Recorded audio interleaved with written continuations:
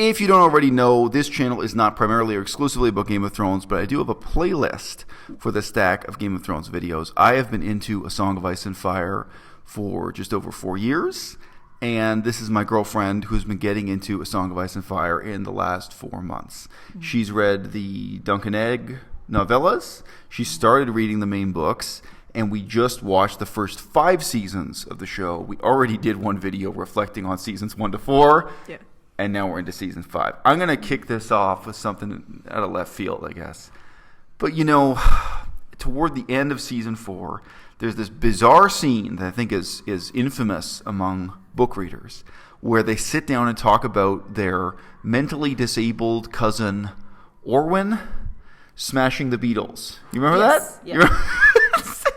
Mm-hmm. And to me, that was really a sign of the decline and fall of the show. Just because thematically, it has a point. There's a philosophical point being made in that scene. Yeah. But that's a scene that doesn't happen in the books at all.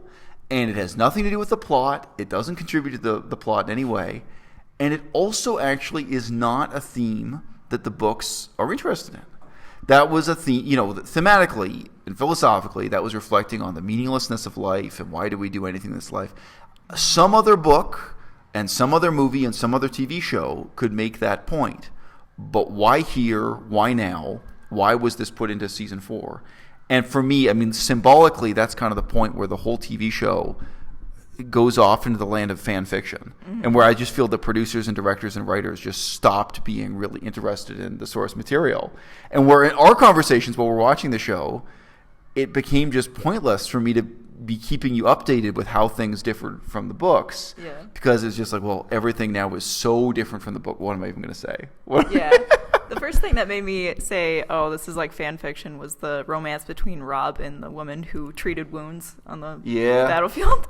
It was just pretty bad, the romance. So what was it? Was it just the directionlessness of that? Yeah. Or like what? Mm-hmm. Yeah, and just how stupid it was of Robb to do that. I guess you've told me in the book that he just never has this interaction with her. And it completely ruins the relationship between the Freys and the Starks.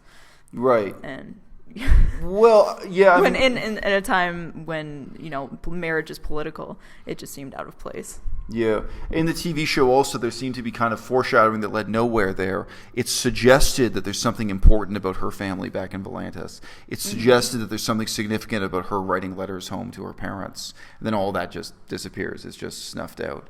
Look, overall, with seasons 5 and season 6, which we're now into, that's a problem too.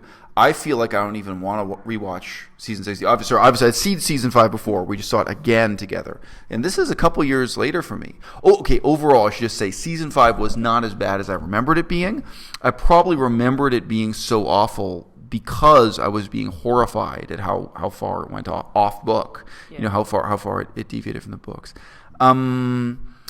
But, a recurrent problem is, so now looking forward to season 6, or looking back at the plot of Robb Stark and his ill-fated lover and all this crap, it gets a bit meaningless when you know that these storylines just get snuffed out when everybody dies. Mm-hmm. Right. Whatever potential significance or meaning Robb Stark's love life, or the details of the relationship between the king and Marjorie, his bewedded wife, knowing that this all ends with just the characters being stubbed out like cigarettes adds to the sense of pointless. Hey, great! Now I've just given a plausible reason for why they had that scene about smashing the Beatles. Yeah. I guess that is the philosophy of the showrunners, as they're called, as the director. What is the point of this show? It's kind of like smashing Beatles in the garden. God, what? How do they stay motivated? And the viewers are like Tyrion asking why. Yeah. Why? Yeah. Why do I keep watching? God, I really didn't think that we just unpacked the hidden meaning of the smashing the Beatles scene. Yeah. All right. So, this season, in watching it again now, it is true a lot of stuff happens. Like if you're going to draw up, they do cram in a lot of action, a lot of important plot points and what have you. And overall, I have to say, it wasn't as bad as I felt it was the first time I watched it. I got to say, I think one of the fundamental things you have to accomplish in writing drama and directing drama and acting drama is simply giving the audience the feeling that these events matter, that they're not pointless. And throughout this season, I struggled with a sense of pointlessness. Yeah. There are these Teenage Mutant Ninja Turtles down in Dorne. They're the 4 femme fatale, and one of them has a spear, and one of them has nunchucks, and one of them has a whip, and they all fight in formation, and they have theme music and stuff. And mysteriously, none of them ever get injured in a fight, right? Yeah. Unlike the brutality of other scenes, you have this stuff.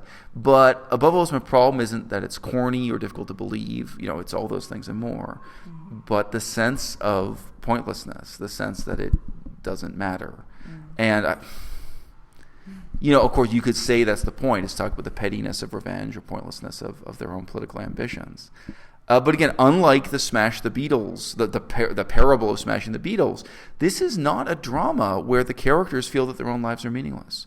In terms of the book, and I think even if you write an outline of the script, okay, Arya Stark does not feel that her life is directionless or aimless or meaningless. Yeah. Even Brienne of Tarth, who has a kind of aimless plot, does not feel like her life is aimless or meaningless. These are not characters who struggle with that. Yeah. Brienne of Tarth is ultra, driven by her oath and her sense of duty and her sense of the meaning of life and what it means to be a good warrior or good knight or whatever.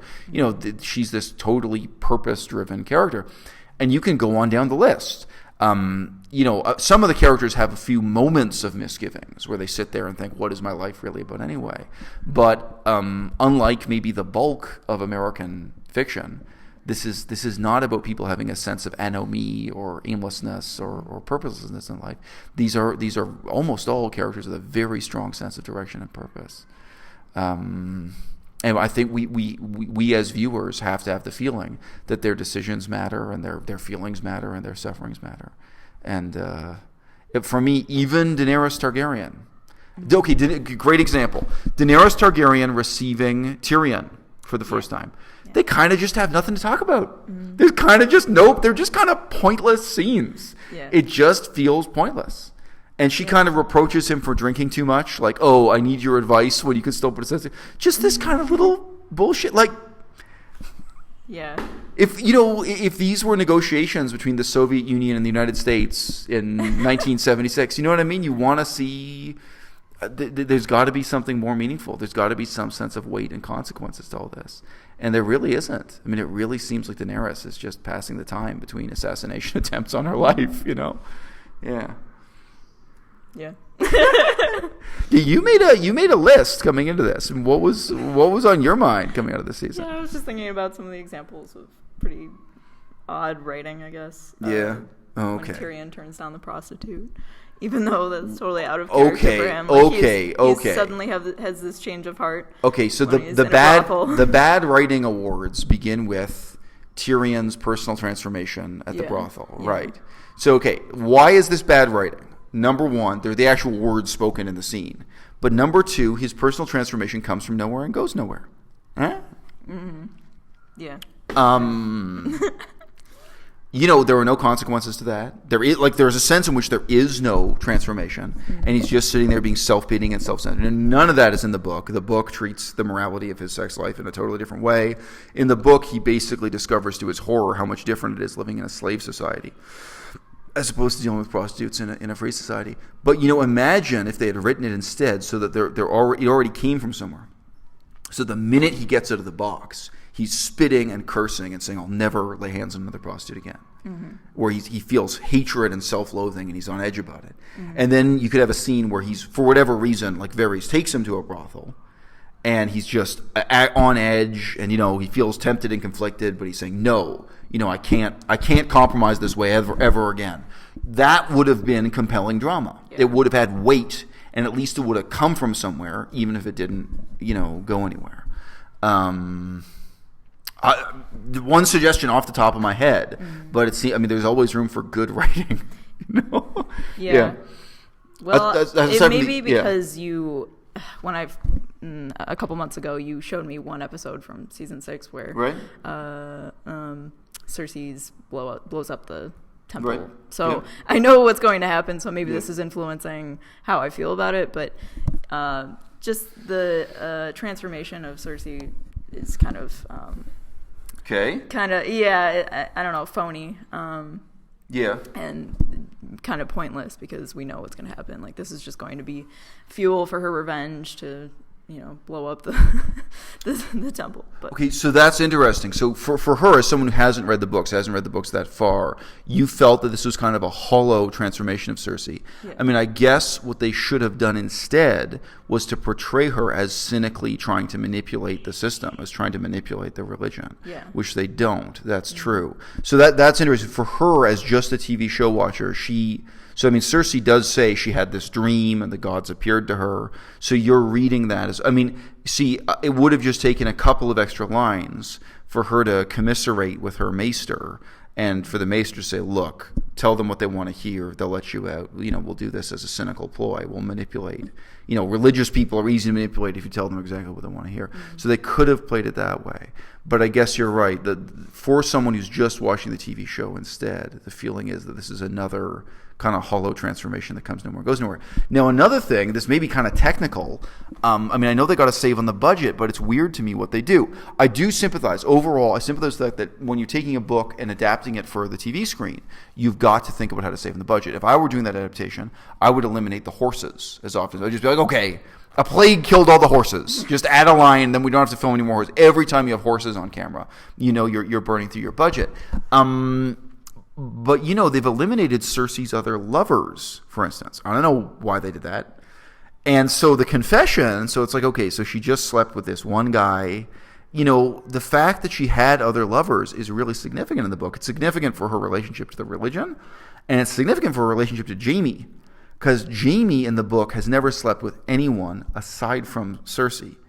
And that was mentioned in the show back when Jaime was tortured by the Starks, basically, when he was a captive. Mm-hmm. He actually says that explicitly. He says, well, he may be committing a sin in one sense, but in another sense, he's a good person because he's kept his vows.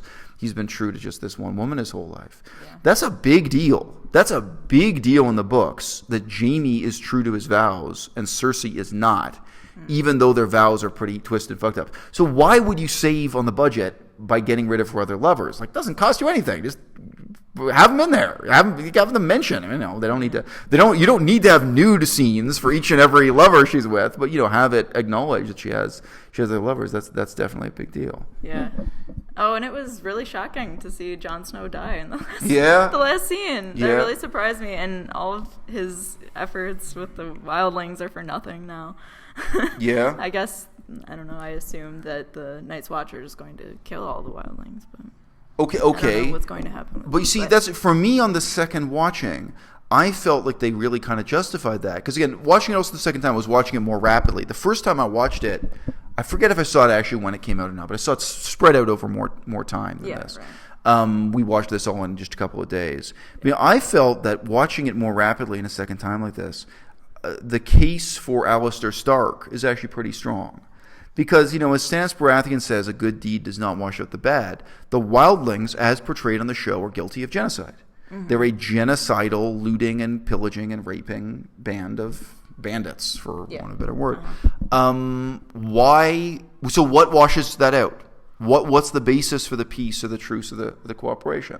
I felt like even though they're down to 50 men, the guys in the Night's Watch are within their rights to say, no, this is not acceptable, Yeah, even if they were, if the Wildlings were being offered some kind of banishment or something, but no, they're kind of being offered the sweetest deal the Night's Watch has to offer. Right, but the people at the Night's Watch haven't seen the Army of the Dead, so I don't think they're fully understanding how much the Wildlings, having them help the army, would help save the Night's Watch, save Castle Black. Okay, but there's a beautiful moral parallelism there. Because, the point is the futility of saying the enemy of my enemy is my friend. Uh-huh. Jon Snow can't just work with Ramsay Bolton because the Army of the Dead is approaching. They should, but they can't. Yeah, you're right. So why did the Night's Watch have to work with the Wildlings just because the Army of the Dead is approaching? The enemy of my enemy is not my friend. Mm-hmm. I think throughout political science and political history, that's always one of the great riddles you have to stare at.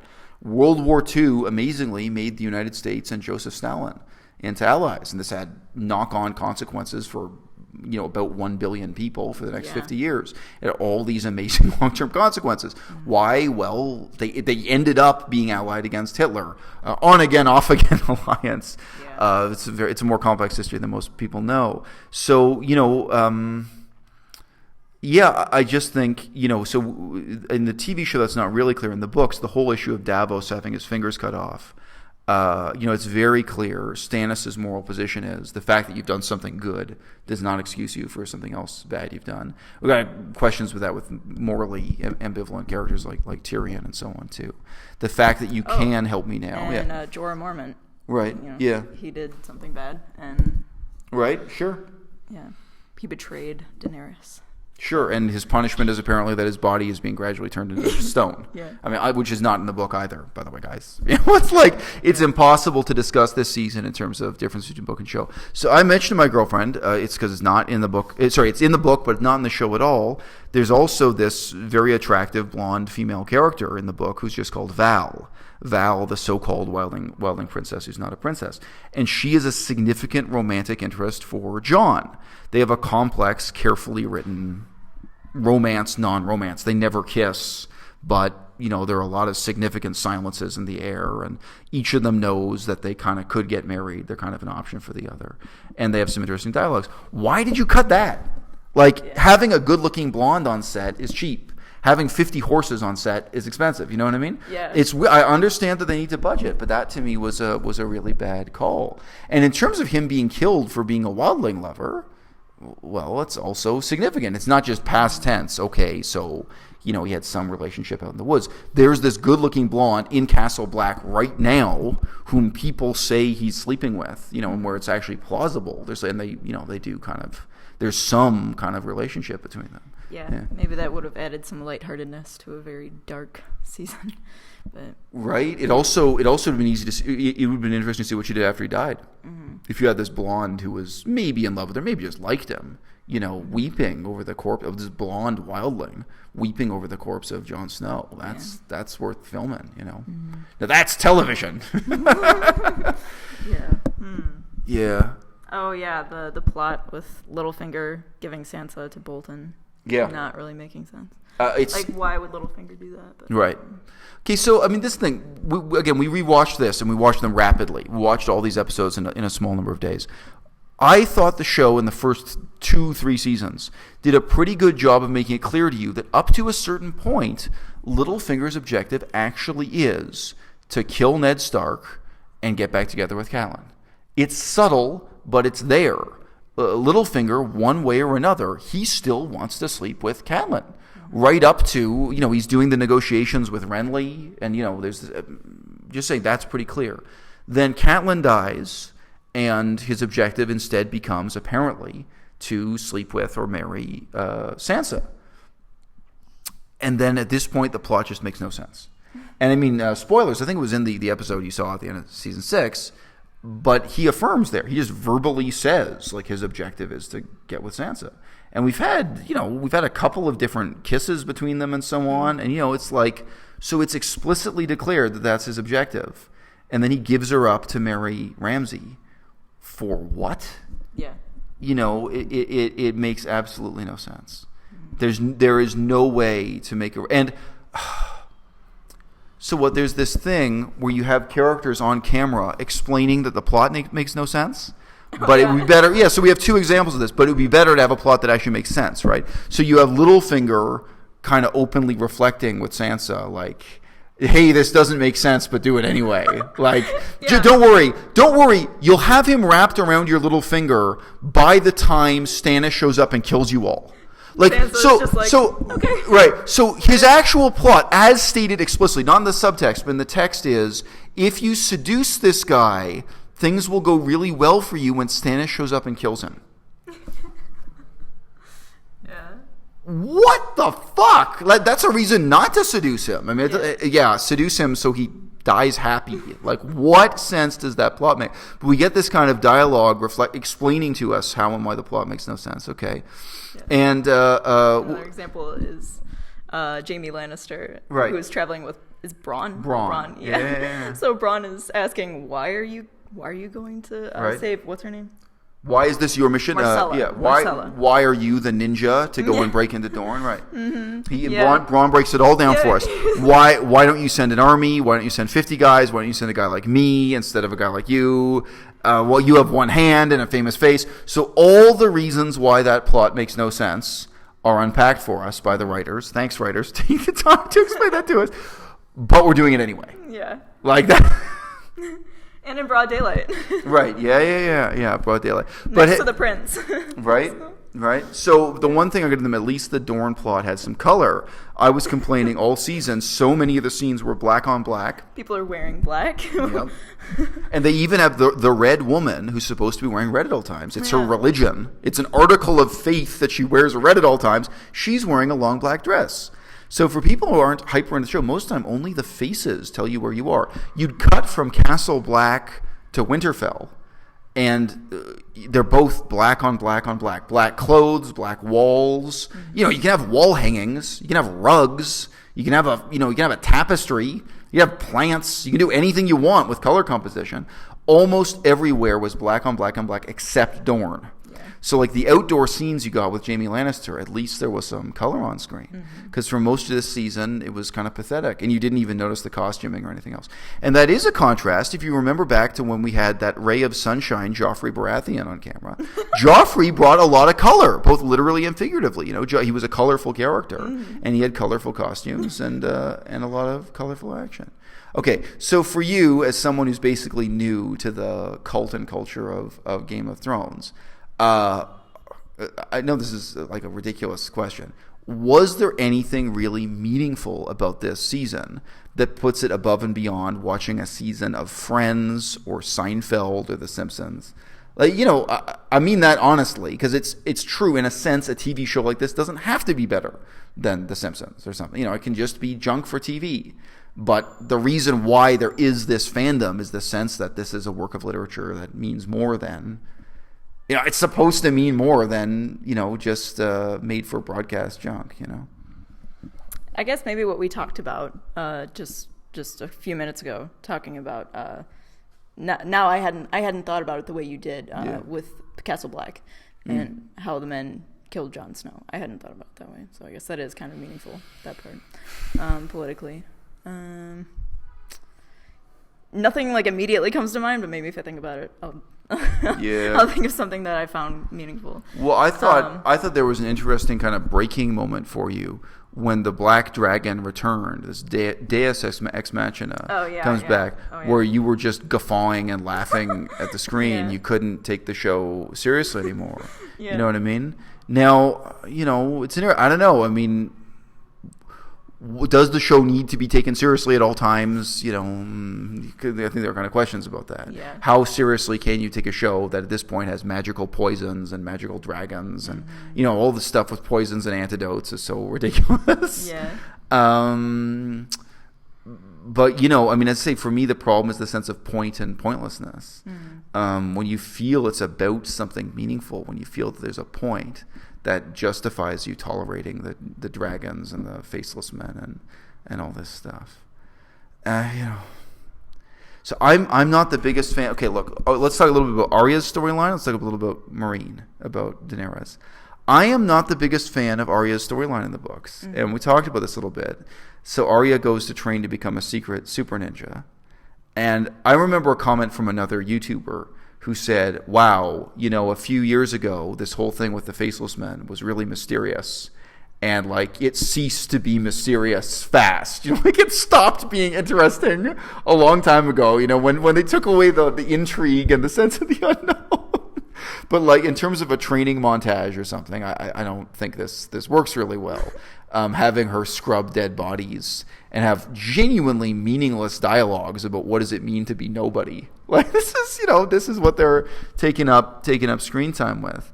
I felt the only strength of that in the book, of Arya's storyline, was actually the kind of sketch you got of Braavos society, of the middle class in Braavos and the different... You really got a sense of Braavos as a city and the rich and the poor. And again, frankly, a lot of emphasis on the middle class, the traders and the insurance brokers and the shippers and the people who are part of the theater and what have you.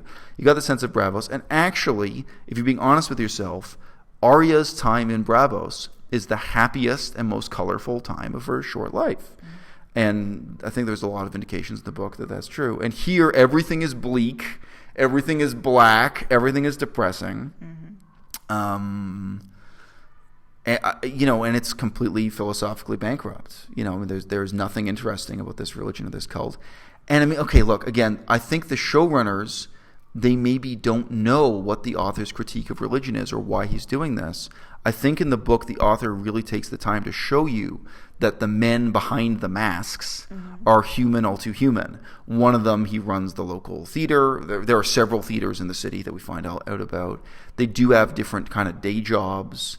And ultimately, we do see them sitting around kind of no better than the mafia dealing with these contracts to take people's lives. They're religiously motivated assassins, but they're still assassins working for money, So there is a pretty heavy critique of religion there, that when you take away the gilded exterior, when you just look past the surface, these are ordinary guys doing ordinary jobs. There's nothing glamorous or okay, I was going to say there's nothing supernatural about it. Even though the religion has supernatural powers, it's still this kind of human, all too human critique of religion. And this show, I mean, there's nothing like that. It's just really pointless.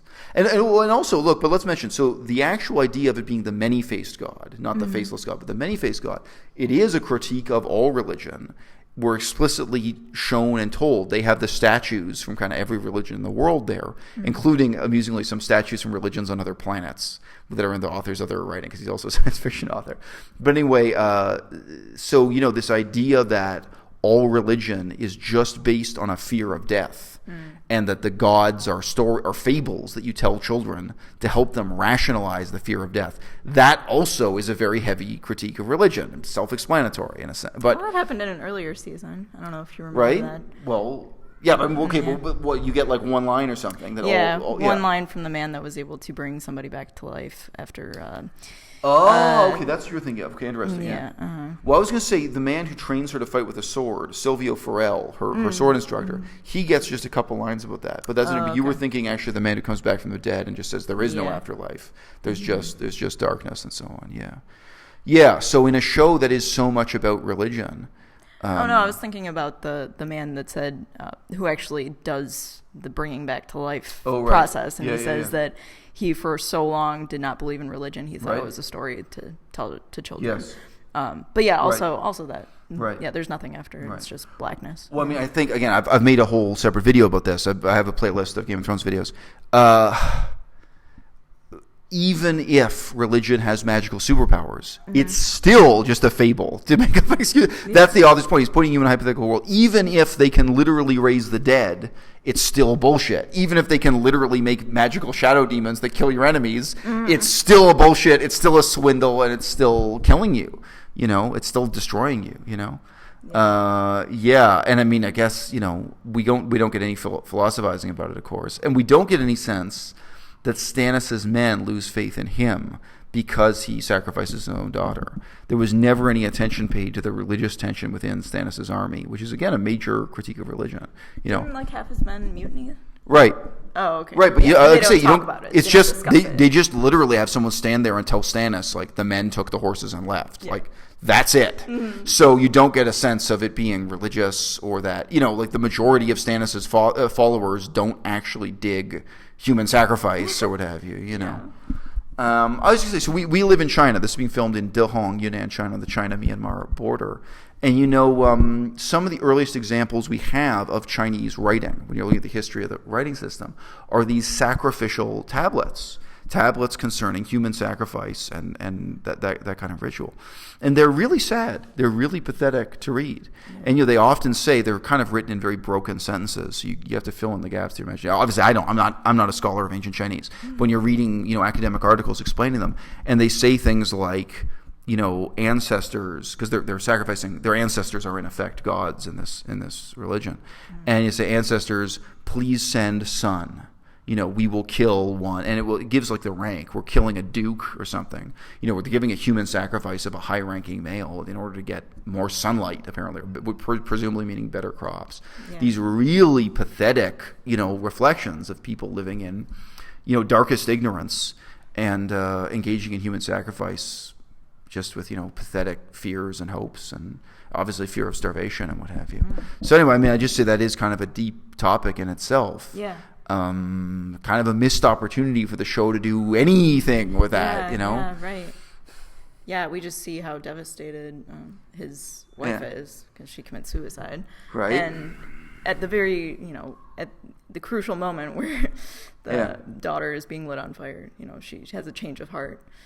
Yeah. She realizes she doesn't want her daughter to be sacrificed, but... Well, I mean, she was a true believer, right? So, but anyway, but as I say, I mean, we don't really even get kind of one line of dialogue reflecting on that. So again, kind of a missed opportunity. And you don't in the next season either, in case you think it's going to be re-examined after Stannis is dead, because Stannis is killed in this season already. So no, we don't get some kind of undead meditation on those issues. Yeah.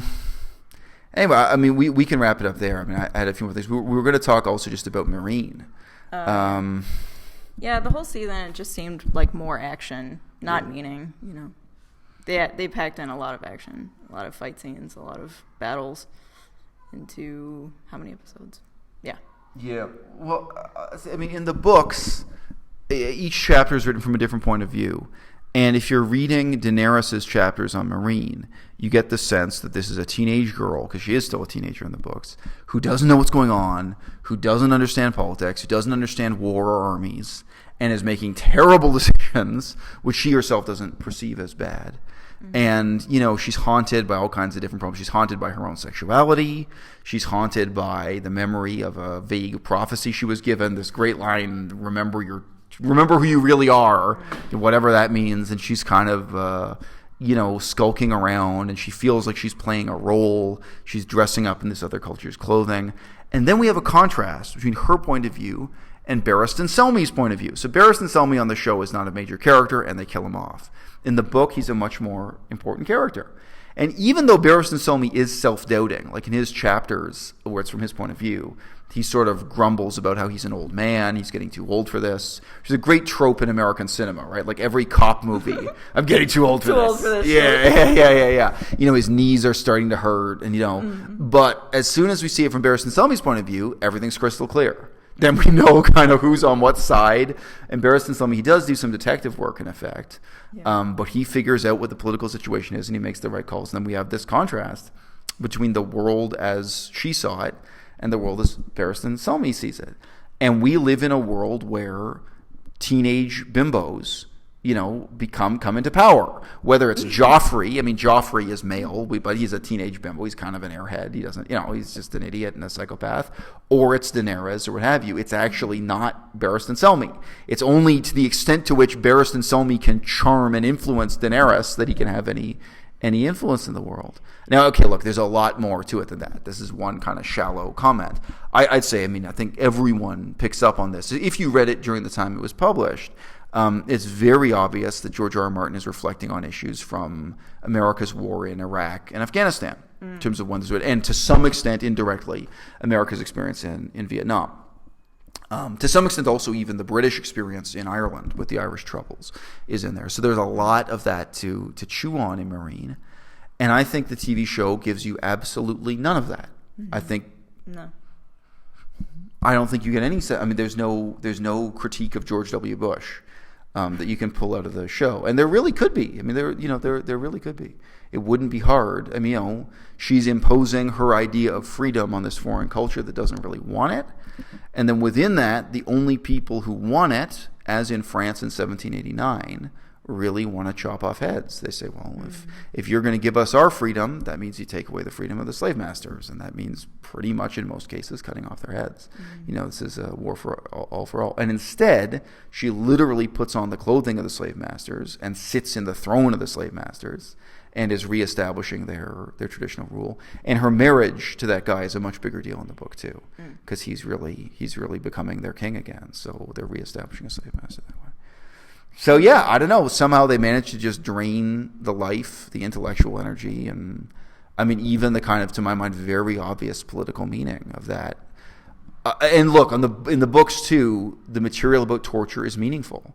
Daenerys starts off, wanting to abolish slavery and not believing in torture. And she goes on to be someone who relies on torture to get information herself and making all these exceptions and kind of sort of bringing back slavery. Like, she allows slavery to be traded at the docks. She's trying to make peace with these neighboring slaveholding kingdoms. So, she sells out her own principles in a bunch of ways.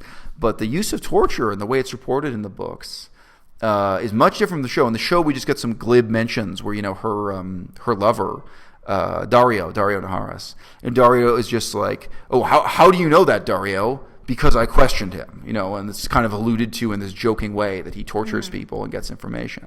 Well, it's no joke. I mean, it's a big, heavy issue in the books. And it was and it's a big, heavy issue in the decades in which these books were written and published. The United States' use of torture and it yielding dubious information, in Iraq and Afghanistan. The latest book came out 15 years ago now, so don't quote me on that. Check Google. I forget. It feels like 15 years, but yeah. It's been an absurdly long time. Yeah, the gaps between the books coming out, but this has very much been written during that span of American history, with those being the issues on his mind, and Vietnam War being the formative political issue of his youth. Okay. So my final word on season 5 is not as bad as I remembered it being, but wow, to call it a kind of missed opportunity. I mean, it's a whole bunch of missed opportunities. All right, babe. Sorry, you see, I've exhausted my girlfriend. This is why I have to come on YouTube and talk about it, because obviously my capacity to talk about Game of Thrones far outweighs hers. I don't know. You're warmed up now for season 7, right? The new season is coming out in just a couple of days. Yeah, I haven't watched season 6 yet. Yeah, this is true. But you know how it ends. It ends with a bang and a whimper. That was the final episode. Oh, yeah, okay. Yeah. Where they blow up the church and thus wipe out all of these storylines. Pretty much all of them become a moot point. But yeah. High hopes for the next season. You want to know that? What do you think you're going to get in the next season, in season 7? I don't know, honestly. I don't know. Bigger dragons, bigger body count, more horses, and fewer zombies. Yeah. I guess that's what it's going to be, is zombie battle action. Does none of that happen in season 6? We have no idea. Well, the books are now over. I mean, sorry, there's no more book, so we can't do book to show comparisons anymore. The last episode of this season pretty much catches you up with the only material that's based in the books. So you're out here without a ladder and without a safety net. No idea. But yeah, I guess all of us who love the books are just kind of wincing. Like, I hope this isn't absolutely awful. On that note, tune in next week